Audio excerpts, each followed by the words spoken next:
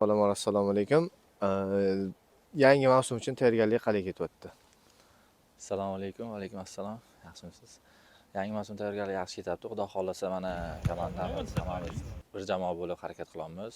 Trenerimiz hammasi plan bilan hammasi Xudoga shukr yaxshi ketyapti yangi mavsumda tayyorgarligimiz.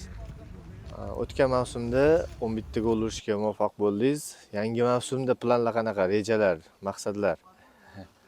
Hammasi avvalambor Xudodan 11 ta urilish kerak ekan. O'tgan yil 11 ta berdi. Xudoga shukr.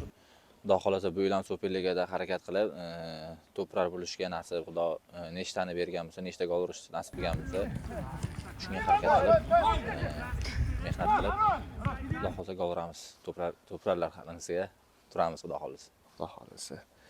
Yangi mavsumda Superliga jamoalari ancha kuchaydi. Umuman olganda yangi mavsum haqida qanaqa fikrlaringiz? 2026-yilgi mavsum haqida fikrlaringiz? Xudo xolasa Superliga jamoasi hammasi kuchaydi. Bitta komandani ajratib ayta olmaymiz. Hammasi kuchli. Xudo xolasa teng o'yinlar bo'ladi. Jahon chempionati ham bor mana. Hammasi Xudo xolasa jahon chempionatiga ham chiqdik. Nasib Superligada teng o'yinlar bo'ladi. Ham hech qaysi komandani silabi, silniy deb ajratib bo'lmaydi. Xudo xolasa yaxshi tayyorgarlik qilib, yaxshi o'yinlarni ko'rsatishga harakat qilamiz. Rahmat.